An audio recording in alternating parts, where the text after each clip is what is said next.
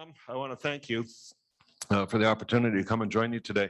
You know, I was asked, are you familiar with this association with the automotive repair guys? And I said, you know what, this guy, Tom, in Saskatoon, had me come and speak to this association 25 years ago. So this is my return engagement. So this is part two. And who was here for the first one? There you go. There's a couple of them. So see if I repeat and if the stories are consistent. All right. And it'll be good. But I want to just talk to you a little bit about a bumper sticker. There was a bumper sticker in Alberta. I don't know, it was 2 booms ago or something. And it was stuck on the back of a half ton that said, "Dear Lord, please bring back the boom. And I promise not to piss it away this time." Well, we're going to get that opportunity. I'm going to make the argument that we are in Saskaboom 2.0 right now, and we have been for about 5 months, that we are on the verge of a very significant economic transformation again, similar to the one that we saw in 2006, started 2004, 2006 to 2014. And I give you those dates only because dates are important when you look at this stuff because it's cyclical. So we are entering what is some have called a commodities super cycle, that there are generally Chase Manhattan Bank, Chase, JP Morgan Chase now, issued a piece earlier this year where they said that there have been 4 super cycles in commodities in the past 100 years. And interestingly, the last 2 are back to back. So we're entering the second one right after the previous one. So what we went through in that, you know, the boom that we called Saskaboom from 05 to 15 or 14, we're probably going to go through again. Maybe not to the same magnitude, but pretty darn close. And I want to kind of paint a little picture around that and what it probably means for you guys, and then draw some observations on some of my previous, well, just an understanding of our history so that we don't repeat it, or if we do, we're actually going to understand the opportunity that's presented by that. So let's take a look back at what happened in 05. And you know, some would argue that Brad Wall brought the economic boom of Saskatchewan. And I think if you look at the timing, the dates, and the numbers, in fact, Brad Wall is a byproduct of the economic boom, that he was able to, you know, that the environment was prepared to accept what he was saying because we were in an ascension. And actually, it started in 2004, and he got elected in 2007. So I want to draw a distinction for you, and I'm really glad that I have business owners here because you will understand what I'm trying to explain. So, you know, when your financial people hand you your monthly report, your financial report, there are 2 sheets there. There's the income statement, and then there's the balance sheet. And because we're all entrepreneurs, what's the first thing we do? We go look at the income statement, right? We go right to the bottom and we just say, is it black or red? That's all we care about, right? And after that, we'll start to go backwards. Now, if you're a bean counter, you don't even look at that. You go look straight at the balance sheet because you know that's way more important. Well, we tend to think of economics in the same ways. You know, we think about, oh, the economy's on fire because the price of grain is high or the price of potash is strong. Well, those are income measures, right? That's how much grain did we move and what was the price? So it's a volume thing that just turns into dollars or income. But what we saw in the boom from 05 to 14 was actually all on the balance sheet. It was about investment and the capital that flowed into Saskatchewan in that period. So we started to see money moving in 04, and by 06, there was a trigger effect that came, the population started to move. So there's a saying in economic development circles, people follow opportunity. So I'm going to argue right now we're in that prelude piece. We're in the beginning piece where the investment's starting to flow and the population is going to come behind. Now, what's that going to do for your business? What's an extra 100,000 people going to do in living in Saskatchewan going to do to your business? Well, it's not bad, right? I'd say the scarier thing for you is electric cars and no drivers, autonomous vehicles, right? I mean, I was talking with a guy out of Toronto who's a futurist, and he said, you know, that 50% of all the lawsuits in the United States involve an auto collision. So what happens when we go to autonomous cars and there's nobody to blame?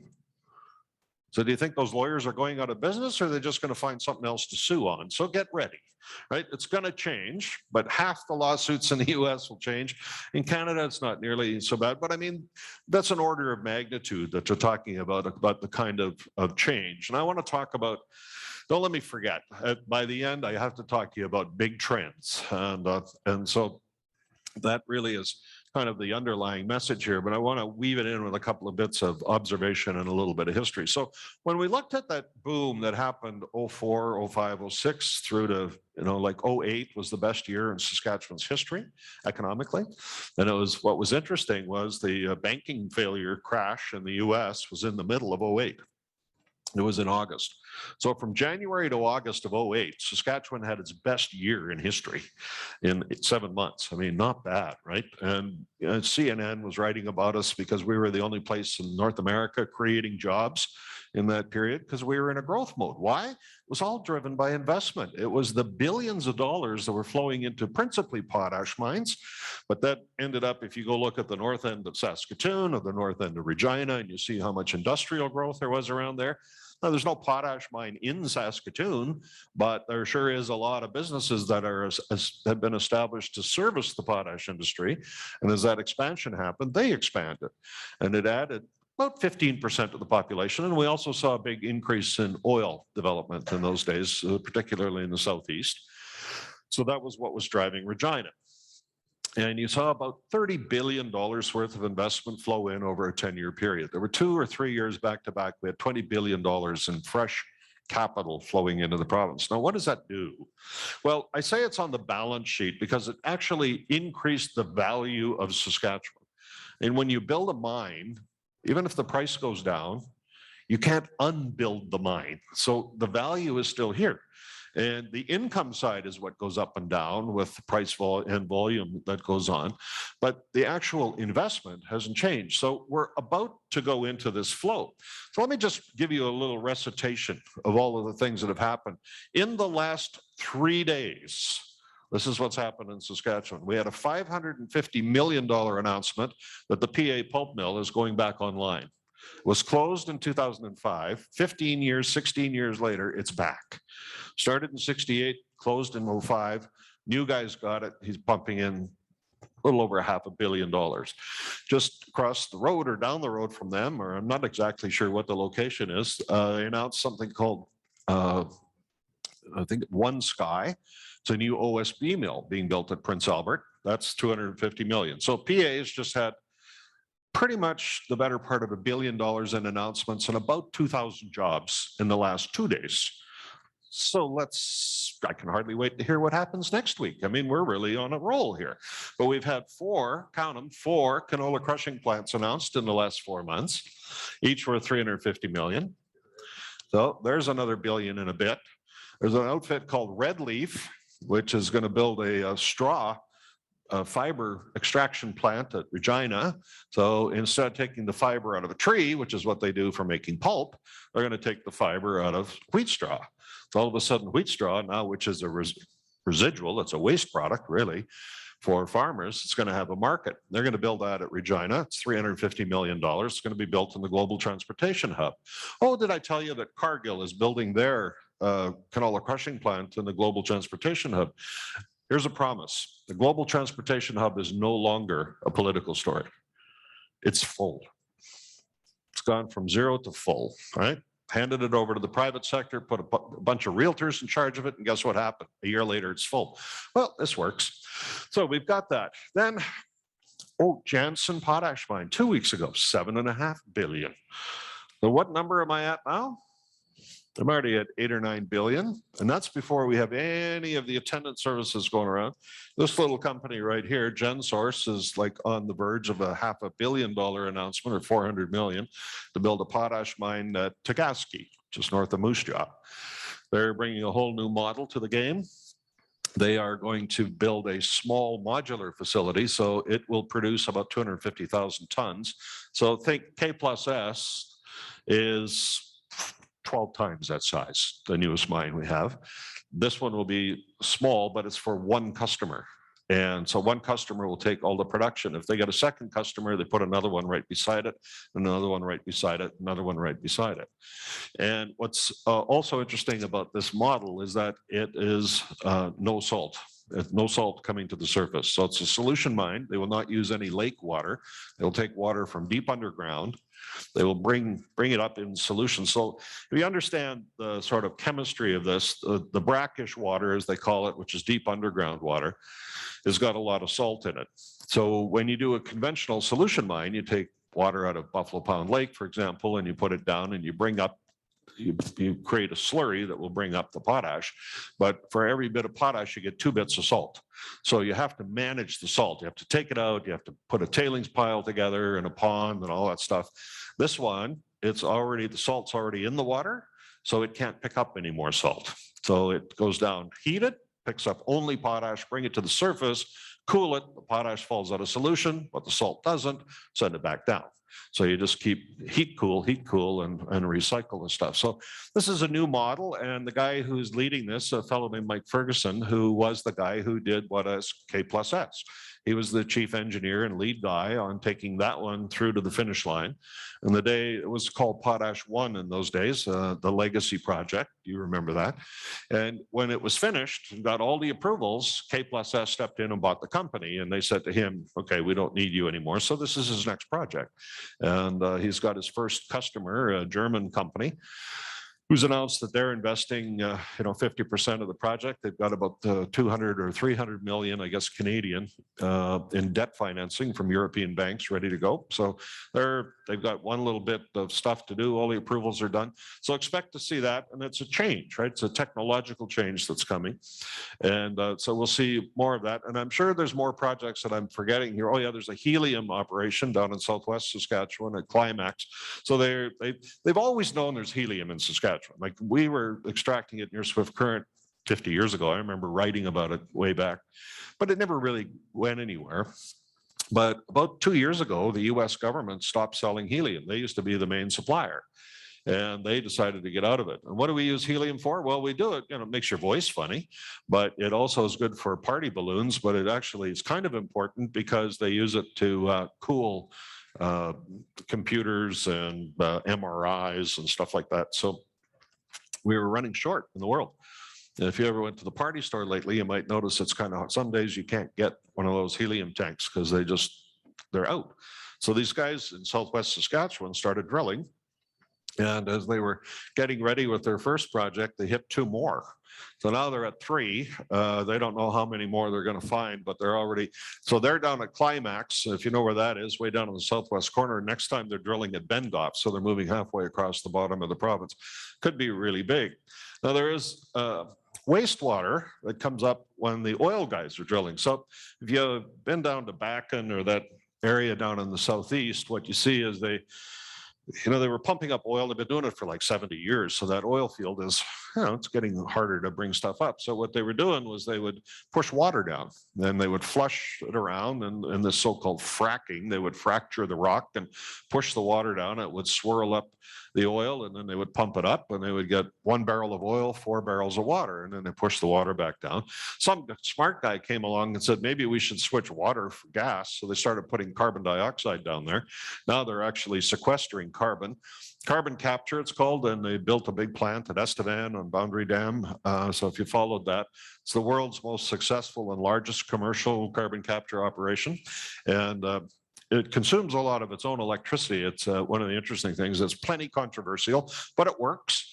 And it had a tough time when the oil industry was $20 a barrel, but now that we're back to 70, all of a sudden, that's all starting to work again. But there's a young guy who's figured out just, like this, I don't think he's 30, but he's organizing like serious players. And he's invented a system that you take that wastewater that's coming up from the fields in Weyburn, and he grew up in that Weyburn area as a chemical engineer. And he's got this filter system that he can take lithium out of that water. So they bring it up. It's a waste product right now. So he's extracting the value out of it, pushing the water back down. So now lithium is kind of big in batteries, right? And so he's found the cleanest, easiest cheapest way to get lithium out of the universe. And so don't be surprised to see that start to take off in the province. So, just think about all the stuff I've just layered on for you here.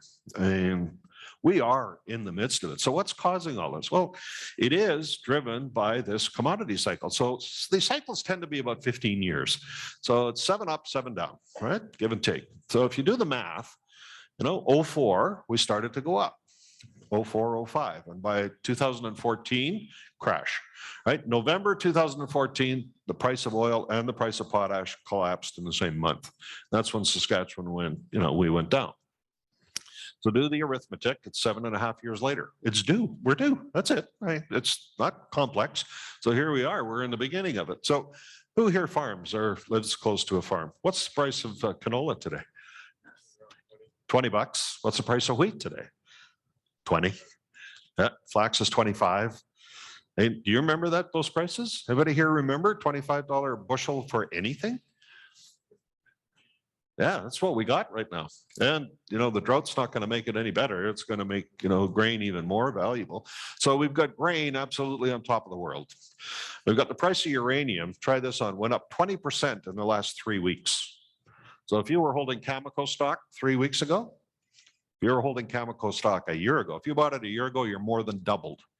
So uranium, all the mines are closed in the north. We think about it being in depressed times. It's actually, does anybody here subscribe to buy low, sell high? Well, if you bought last year, you'd be just sitting pretty right now because uranium's back. It's on fire. So you look at the price of oil is 70 bucks. You remember what we produce around here? Oh yeah, potash is 400. We have a little issue with our main competitor in Belarus, who decided that the dictator there decided he should take down an airplane with a journalist on the plane that he didn't like. So they put him in jail. So the world has put them under sanctions. So the price of potash just went up 50 bucks, just like that, because we're the only guys who fill the gap. And why do you think that all of a sudden BHP decides Jansen's viable? And stuff starts to work. It all starts to come together.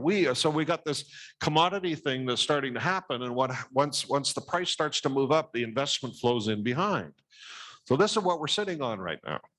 We're at the very beginning edge of another economic boom. So if you, despite what they say in the federal election campaign and all that sort of crap, might not be a bad time to invest in an underinvested in province, because this is the place where it's going to be happening for the next little while. So we work off of, in Saskatchewan, what we call food, fuel, and fertilizer, the 3 Fs. And you've heard that described a lot. I'm the guy who coined that phrase. I did it in a column in Saskatchewan Business Magazine. Brad Wall shamelessly stole it. Scott Moe uses it all the time, and I get no credit whatsoever. So I'm here to tell you, because I do have a PR firm, I should probably do something about that. That's my claim. So what is it? Food, meaning agriculture; fuel, meaning the energy side, which is principally oil, but uranium; and fertilizer, potash. So where did all of this come from? And this is where I want to give you a little history lesson and just sort of help you understand, or try, not help you, but I want you to actually think about your own sector and think about the big trends that are coming. So it was about 1985, 86. So it's quite a while ago. I was invited to participate in a trade mission over to Asia with the then mayor of Vancouver, Mike Harcourt. Went on to be premier of BC, but he was still mayor at that time. So we went for 4 days to Hong Kong and then 3 days to Shenzhen, to Guangzhou, and southern China. So we go to Hong Kong. So Hong Kong is the size, in those days, the size of Saskatoon, footprint-wise. So basically took up the same space, Saskatoon, with 6 million people. So they don't spread out very much. They kind of go up, right? I remember they had the old airport. We were flying into Kai Tak in those days. They've now subsequently built a new airport. But how do you build a new airport when you don't have any land? You just take dirt and you make an island in the middle of the ocean. So they built it right up from the ground. And now they have this new airport, but it's also a ship port. So they can actually transload from air to ship to land. And it's pretty amazing. But in the old days, you'd only fly in 747s, and they would come in down the mountainside like this. So this is the mountain, and you're coming in like this, and you'd land. And you were going between apartment buildings. So you would look out the window of the aircraft and you would be looking into people's houses as they were, making supper or whatever. I mean, that's how crowded it was. But here was the interesting thing. 6 million people in Hong Kong at that time, but 8 million jobs. So they didn't have enough people to go around. So everybody was scrambling for work. So what they started to do was push them up the Pearl River into Guangzhou, into China. The Chinese were just opening up at that time. Deng Xiaoping was the president, and they had just, come off of Mao and Mao's wife and that Gang of Three and all of those clowns that were keeping it a closed, barriered country behind the so-called bamboo curtain. And they were opening up. And they really didn't know how to cope with this. But to deal with it, because these jobs were coming up from Hong Kong, they created what they called a special economic zone. They built the first one at Shenzhen, which is next door, or part of Guangzhou. It'd be like their regional district. And so we go up there, and Guangzhou was the third largest city in China at the time, and it had been partnered or twinned, or was a sister city of Vancouver, which was our third largest city. So they had partnered up. So when we finished Hong Kong for 4 days, we go into Guangzhou. And Harcourt says to me, I've got a meeting with the mayor of Guangzhou. You want to come along? And I'm a journalist. And I said, absolutely, I'll be coming along on that one. He said, okay, meet me in the hotel lobby at 6:30 on Saturday night. So my question is, why are you meeting at 6:30 on a Saturday night? And he goes, they tell me, because that's when we can get there. So we go down, we jump into cars, and we got police escort, the sirens are going, the whole bit. And it took us about 45 minutes at 5 miles an hour going through the streets of Guangzhou. Now we got a police escort. And it was so crowded, it took a lot. I remember coming around one corner, and on the ground was the chalk outline of a body on the sidewalk or on the street. A pedestrian had been hit or whatever. And we get to meet the mayor, finally get there. And Harcourt says to him, to his counterpart, he said, so what's the biggest issue you're dealing with right now? And the mayor of Guangzhou says, well, I've cordoned off the city by the military. And Harcourt said, why would you do that? And he said, well, you were just in Hong Kong. You saw what was going on there. 6 million people, 8 million jobs. They pushed 2 million jobs up the river, and I've got them. And so factories are getting created, and people are moving from the farm into the city, and they're coming at a rate of 6,000 people a day. And I can't accommodate them. So I've closed off the city. I put the military around the place till I can get some housing built. Well, let me tell you, I'm like 30 years old. And the thought that goes through my head is, there isn't a mayor in Canada who wouldn't kill for 6,000 jobs. And this guy's getting it every day. For him, it's a plague. Right? But you know what I should have been thinking? What's going to happen with this?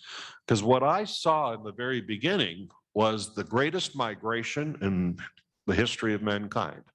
500 million people left the farm in China and moved into the city and started to fill those factories that have become famous in the world now, where we get everything made in China.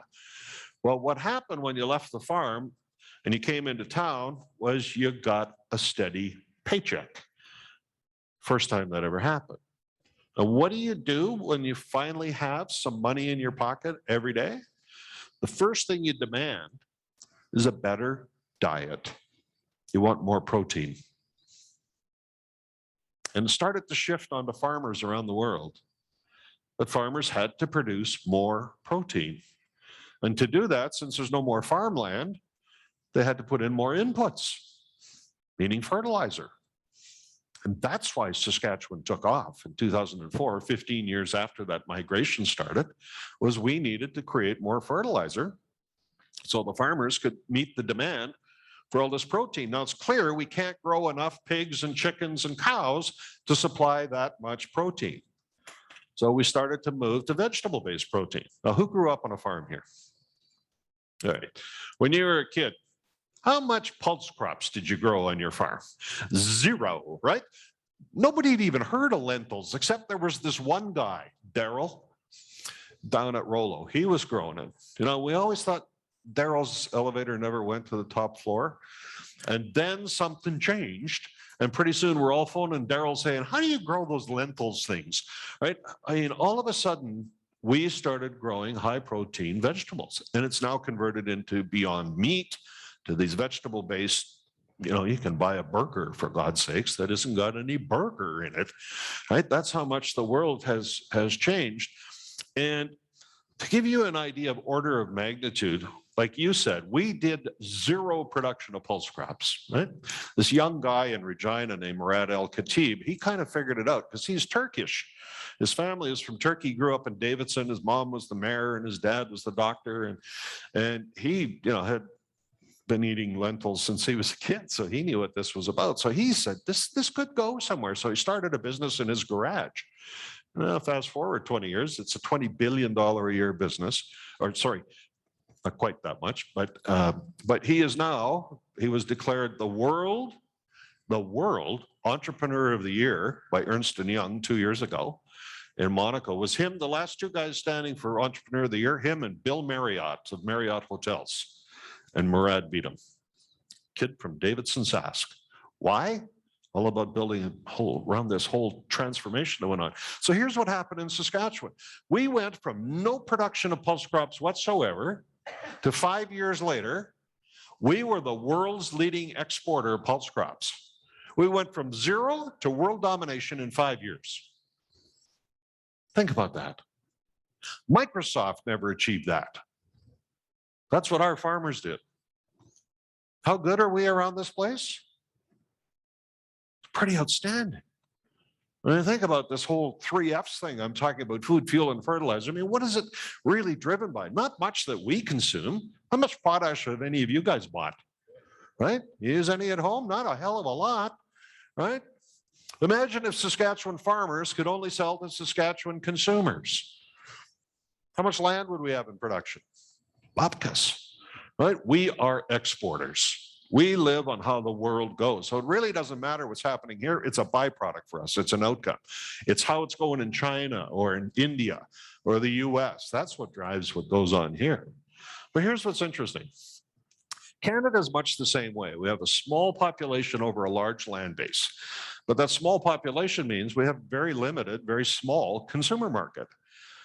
But we're really productive. We produce far more than we can consume. So of all the industrialized countries in the world, the #1 trading jurisdiction on the planet is Canada. Because we have to. We simply produce way more than we can consume.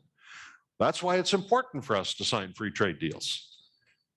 But within Canada is one province called Saskatchewan, which relies more on trade than any other jurisdiction in the country.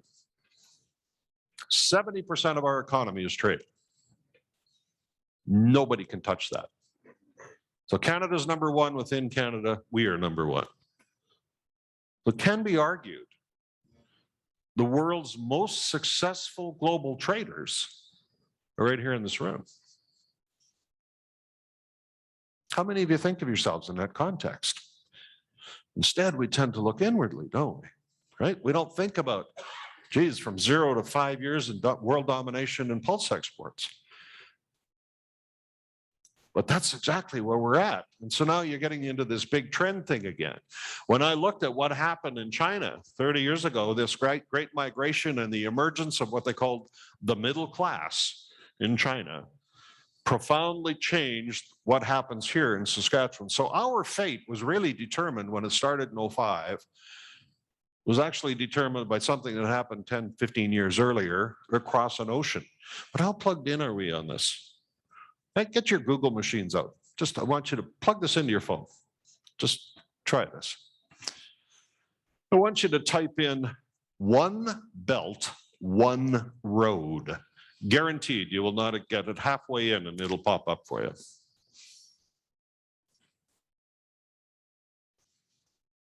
Yeah, it's the world's biggest infrastructure project. Who's heard of it? Yeah, one. Yep, exactly. They're on their way to Afghanistan. So China decided, so here's the way the world kind of operates in terms of superpowers. So you got this kind of shifting going on right now, right? Where the US is kind of backing off a little bit, started under Trump. Biden's not really changing it very much. China's asserting itself. The US is backing up. Russia's trying to figure out if it can even stay, economically afloat. because it's in trouble. But it's intriguing to watch this thing. So how does the US project itself around the world? Most of us think about the American military, right? But in fact, they don't. And they don't really attack very much. They don't take over very much. What they use is the media. Hollywood. Doesn't matter where you are on planet Earth. If you've ever seen a TV show or you've ever seen a movie, chances are you've seen what it's like to live like in the US. That's what they do. They project the American way of life and they use the media. CNN, Hollywood, all over the world. This is the great American dream. All that stuff's being portrayed all the time. Well, China says we're not going to use the military either, but we don't want to portray life through the media. What we want to use is infrastructure. So the Chinese have a saying that says, if you want to get rich, first build a road, because you need to trade. You need the road to trade with your customer. So they are just basically spending trillions of dollars to build infrastructure all around the world so that they can, do trade. And they're building ports and trains. They built a train from Shanghai through to Paris. And it goes through 56 different markets on the way there. So they got all through, Eastern Asia, down through all those countries in Europe. Once you're at Paris, you can take the channel and you can go to London. So they've got that whole thing covered. Now they're building one with satellites across the top so that they'll be able to control telecommunications. I was over speaking in Shanghai about 2.5 years ago. It was a kind of an interesting day.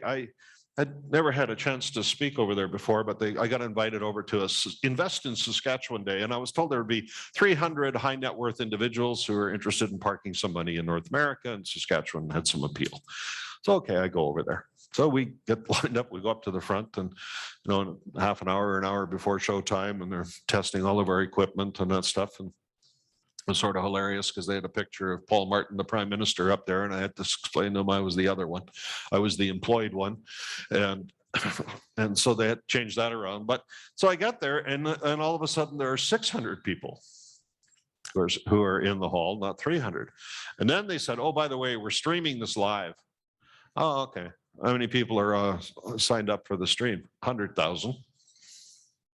So it was like the biggest crowd I ever spoke to, I can tell you. And they were interested in what we were doing. And one of the guys that was on the panel with me was from the One Belt, One Road ministry in Beijing. And he was pretty familiar with us. And it was amazing. And he was talking a little bit, and he didn't speak English, so I was catching this through translators and the other guys that could speak both languages. And they're explaining, he was talking about a rail line from Shanghai to Regina, to the global transportation hub. And they said they've already drilled one underneath the English Channel, so what's so big deal about going under the Bering Sea?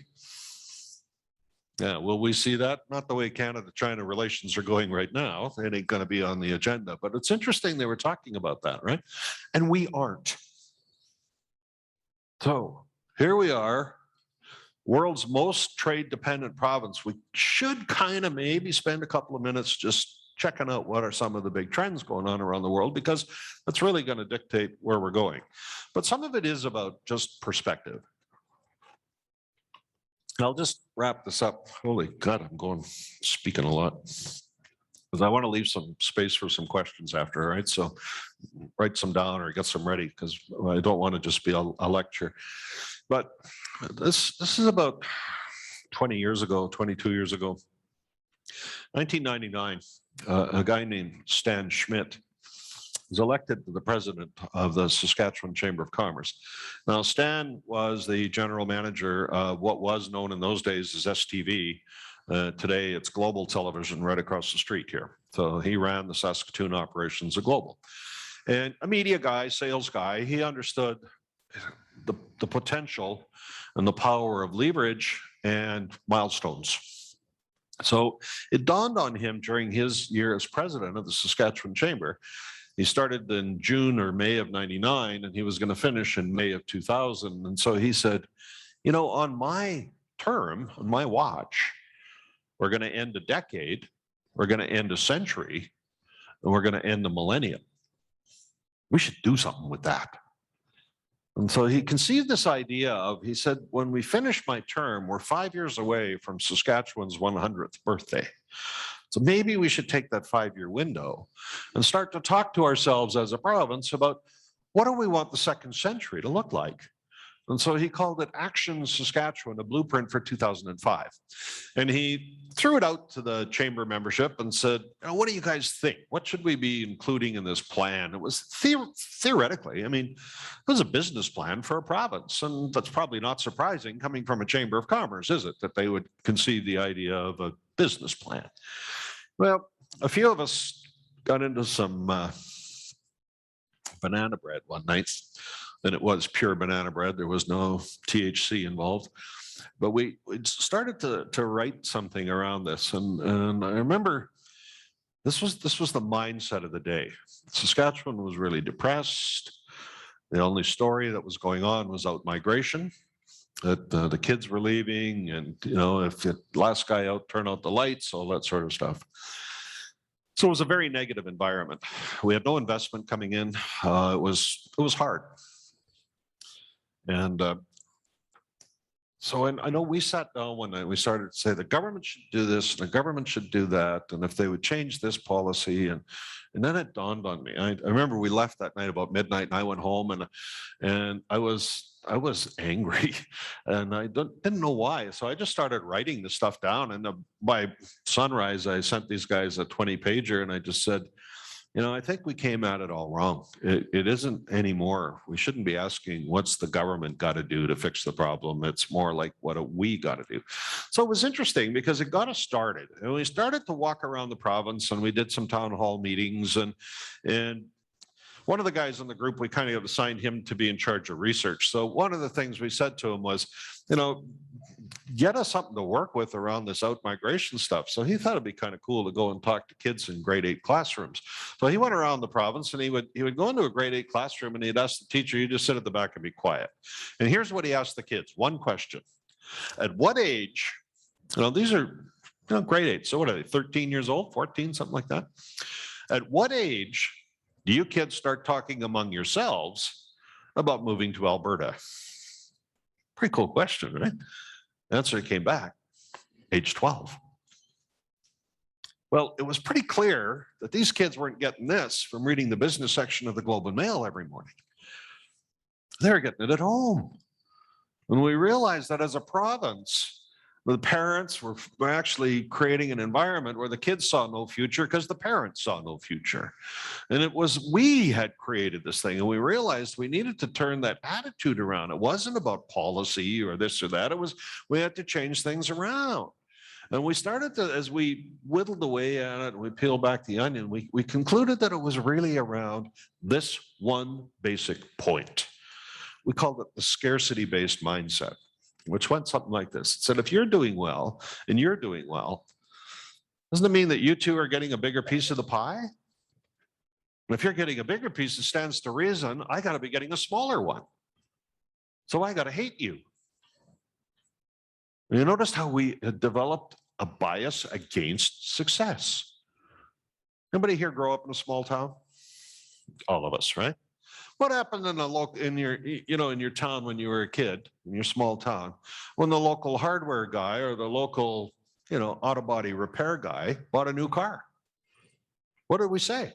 Must be nice. Yeah, it must be nice. Don't need to deal with them anymore. They've made enough money off my back. And we hated success. There's that old saying, right? If you've got 2 pigs and I've got 1, I don't aspire to 2, I shoot yours.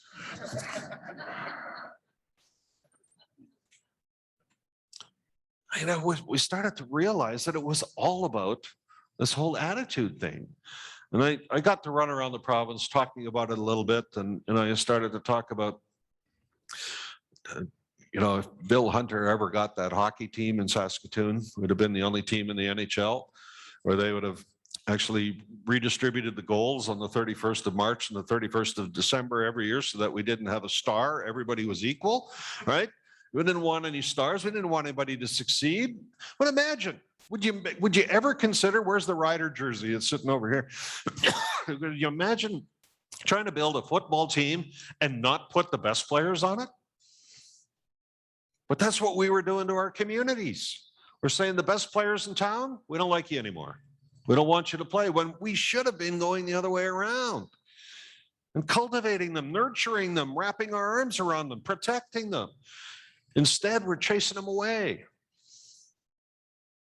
And how is it that your community is worse off by having successful people? Like, think about it in the context of a credit union. Are you better off with more deposits or fewer? And you want more deposits, right? Well, that's what we went through in that period of 05 to 14. We're about to go through again. And I think it's a kind of a heralding day that we can talk about, that we're entering into another significant phase.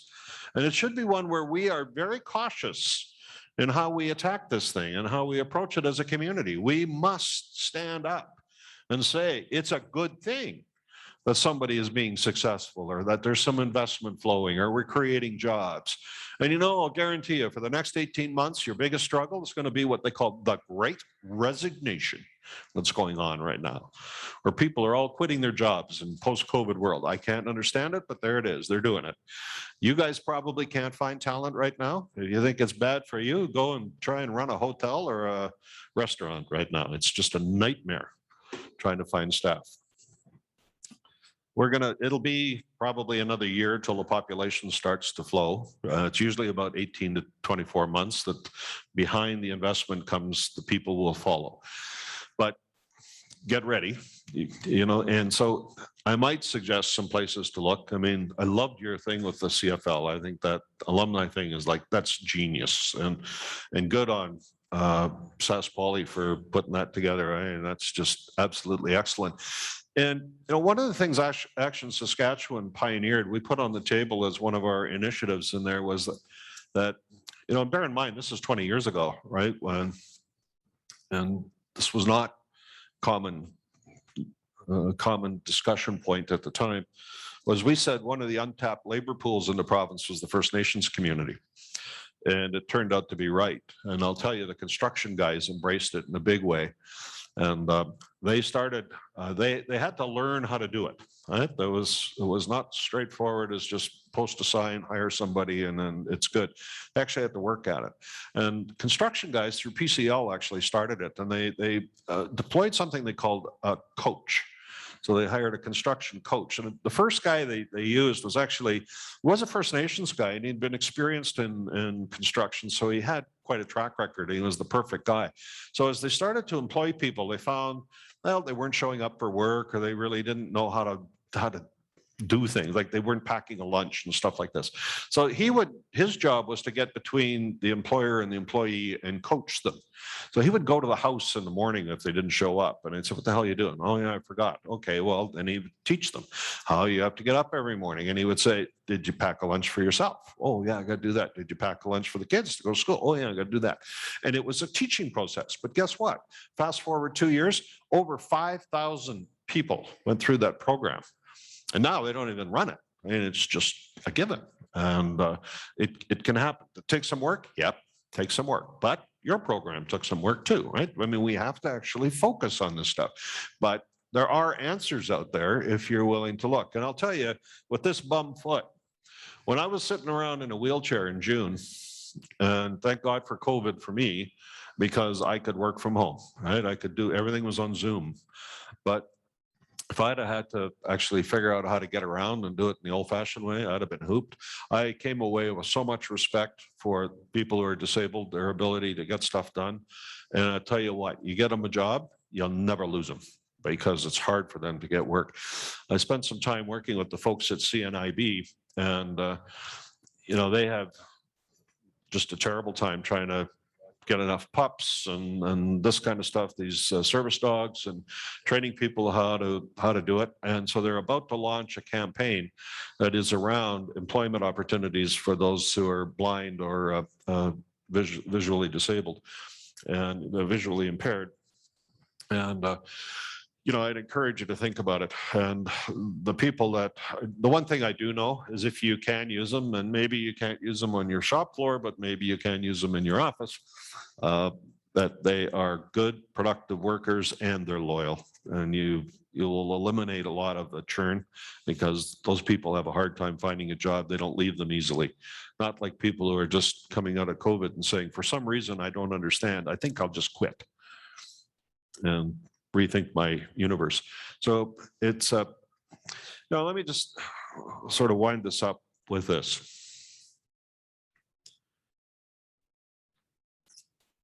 The big picture trends that go on, like that one where the Great Migration happened, I missed it. I really didn't understand it because I didn't think hard enough about it. If I'd have been smart, I'd have come home and I'd have bought as much potash shares as I could have. I'd have mortgaged my house to buy potash stock because then I wouldn't have had to be here talking to you today because I'd be at the beach, right? But I didn't figure it out. So I'm older, I'm smarter. You're older, you're smarter. There's big trends coming. Figure out where you plug into this.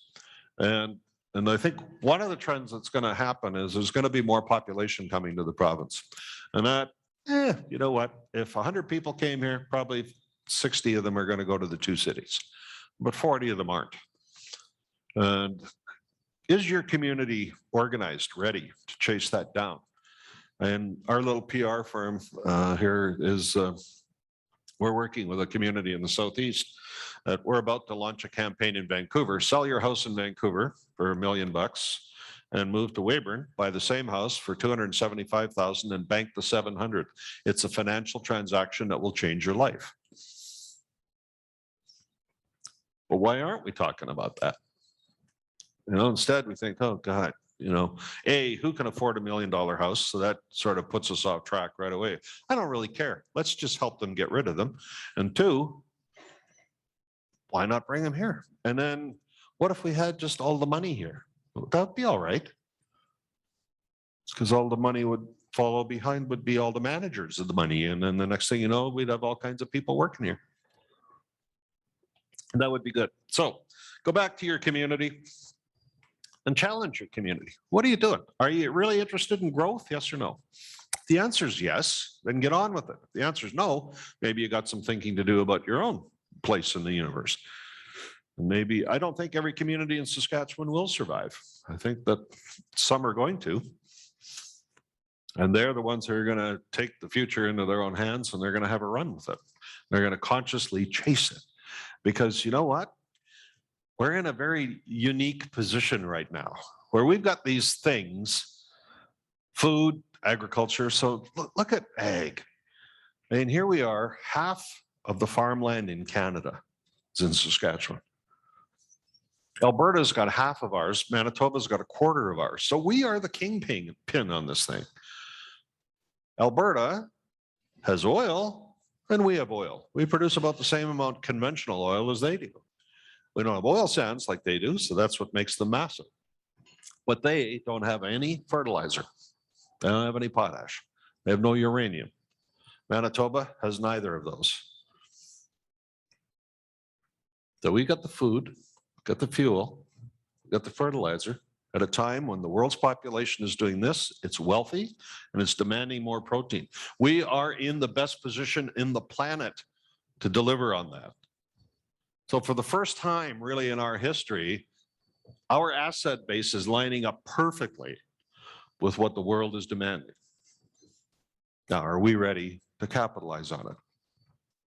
And I'll tell you, one big trend to watch for is we are finally getting into food processing in a we're just infantile in it right now.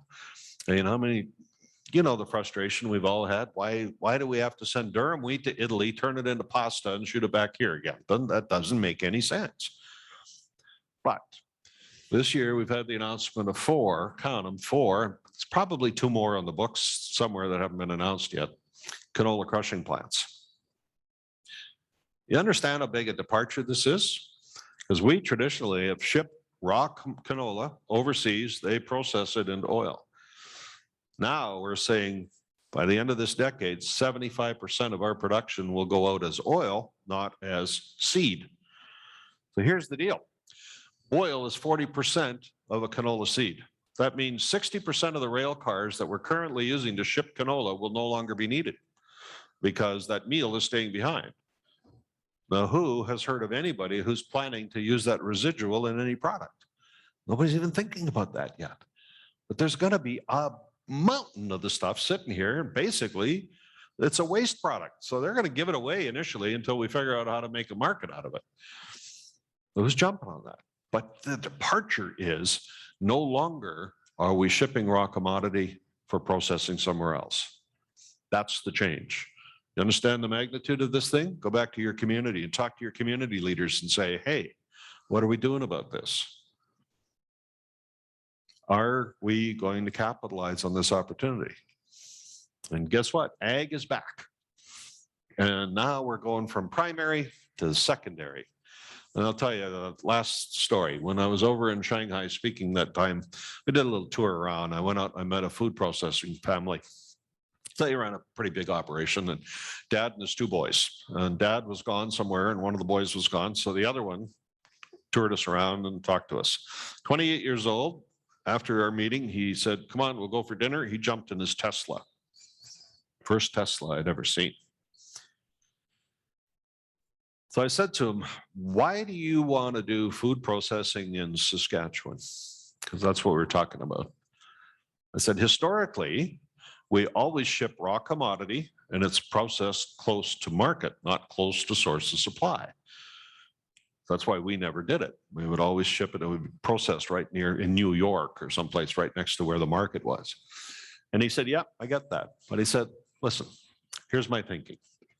He said, one, you know how there's some Chinese food you don't like duck heads? He said, well, there's some of your crap we don't like either.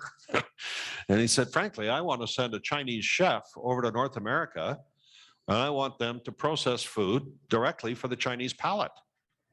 So I want to prepackage it directly for China over there.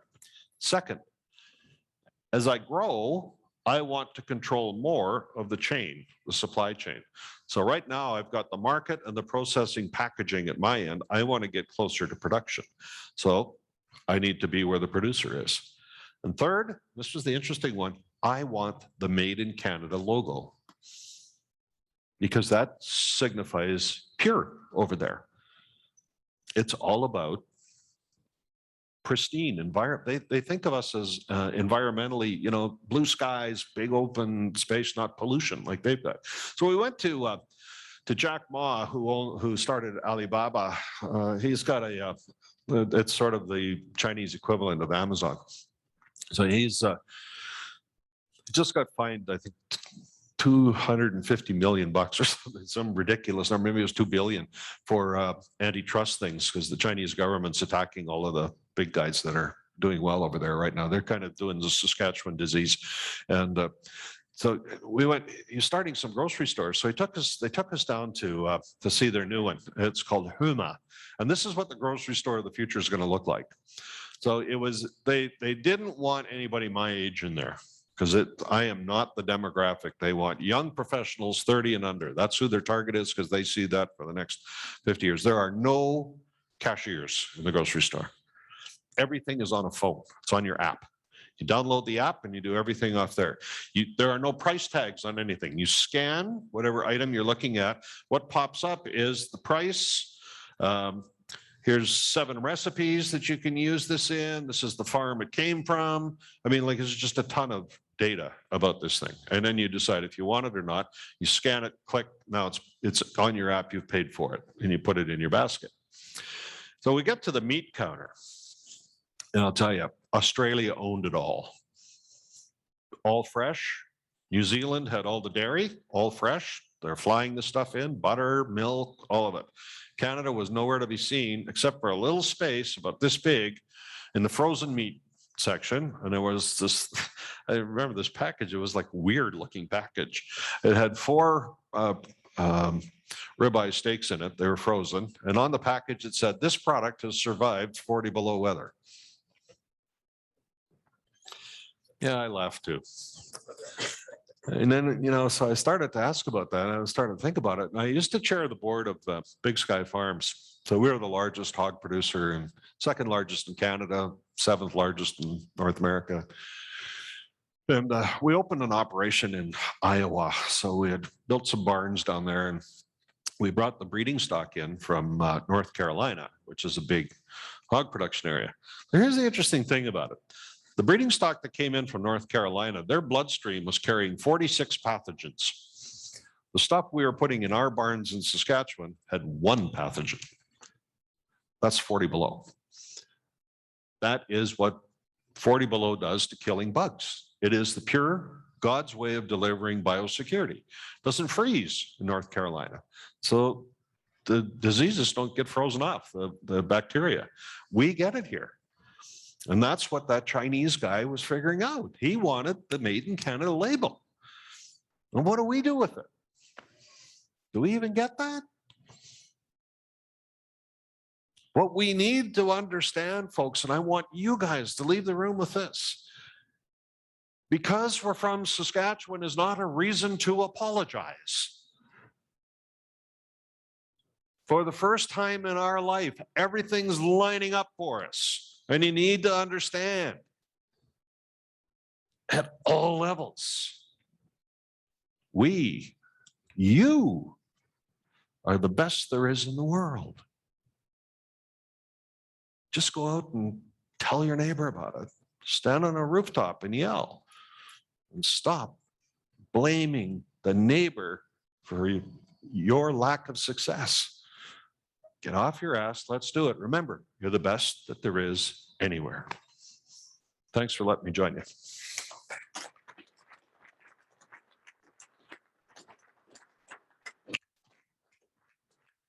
Wow. Who's glad to be from Saskatchewan now? Oh, yeah. Right? Who's going to run home and tell your community, let's get going? Right? You know, and you kind of make me mad too, Paul, because I've been thinking for the last year about uranium. My daughter-in-law works for the uranium industry, and I'm thinking sooner or later that thing's got to kick over. I think I might have been asleep at the wheel. But yeah. Well, I don't think it's over. I think that, you know, the one thing about Saskatchewan is we're underdeveloped and underinvested in. So if you subscribe to buy low, sell high, would you rather buy a house in Toronto right now or one here? Yeah. I mean, really. Exactly. And what do we say? Oh, geez, farmland, too high, too much price, you know? So and yet you go to Iowa and it's 15, 20 times higher.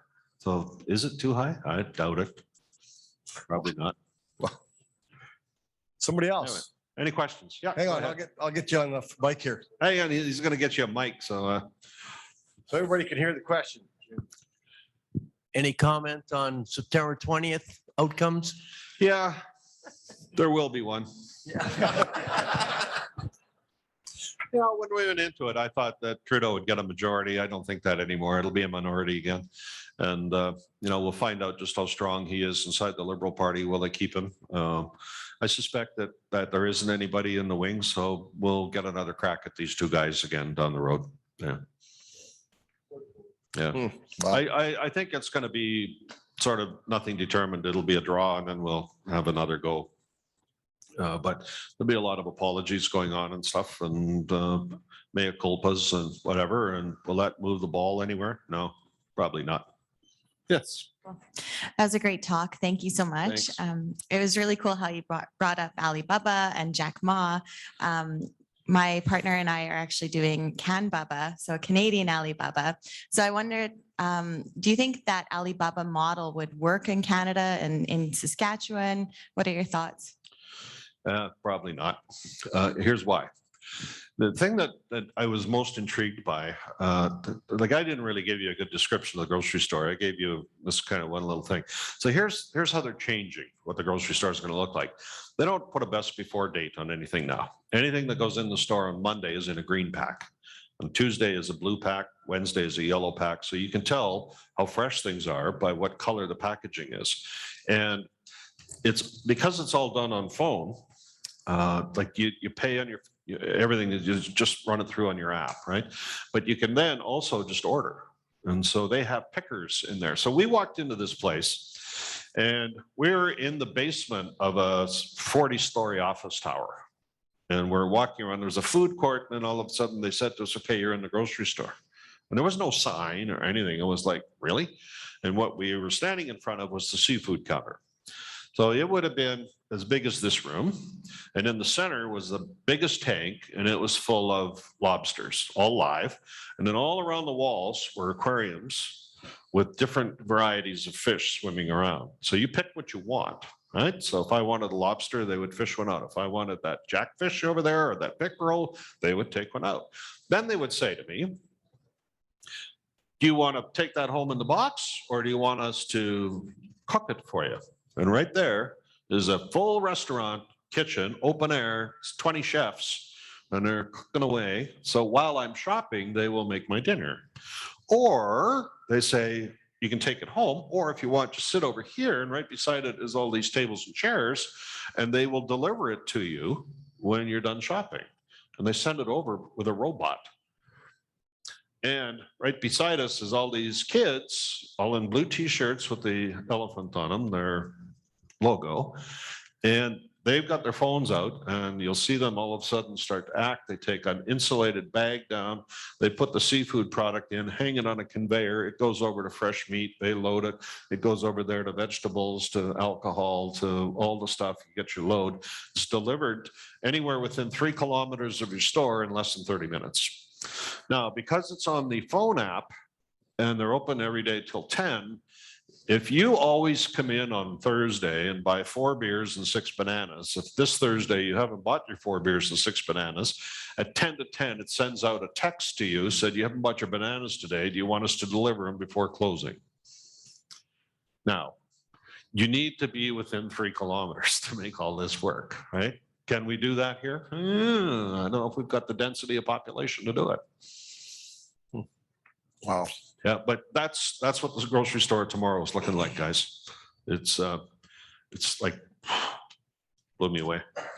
One of the biggest challenges that we have as a collision industry, Paul, is getting staff to go and work in our shops. And certainly it's even more pronounced in the rural areas. How do we get people into rural Saskatchewan? I mean, besides maybe the price of houses, but what do we got to do if we were smart to get people to move to rural Saskatchewan? Yeah, I would come up with a couple of things. One is I would look to some non-traditional labor markets. So one of them is, look, if anybody works automotive at all in Afghanistan, do you think they're looking for a career opportunity right now? No shit, right? So be available. I've got a friend who works in the commercial janitorial business, and his first stop when he got going was the Open Doors Society. And he said, send them to me, I will hire them. And so bear in mind, he's in commercial cleaning. So office tower, SGI's tower closes at 5. He comes in at 6 till 9, right? So he's only offering part-time work. So you can work during the day as an immigrant, but you get the top up at night. He said, I can tell you where the wharves are because of who's coming to my shop to apply for work. And he said, it's interesting, when the war is first beginning, I get all the engineers, the doctors, the lawyers, all the professionals. He said, it's like a year later when I start to get working people showing up, because said that, you know, the wealthy ones who are educated can get out faster. They know to get out faster. But he said, that's the best source of talent that I've ever found, because they're committed, they want to work, and they're grateful for the opportunity. So that's one place I would start. I would think about that disabled community if it's possible. I mean, I get that might be a stretch, but I would also look for those of you who have a First Nation in your neighborhood. I would partner up with them. I go talk to whoever is at the First Nation or the tribal council and say, I may have some training opportunities or some entry-level opportunities here. Partner up with Sask Poly, get them through the programs. I mean, there is a way of doing it. So I guess what I'm saying is look for some non-traditional sources of talent. Go where you've never gone before.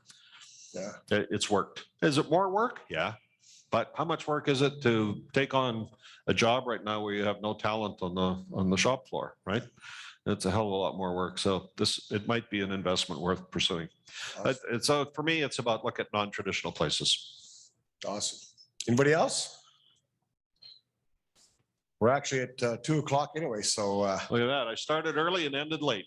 That's the story of my life. So anyway. can I have a big Thanks, round you of guys. applause for Mr. Paul Martin?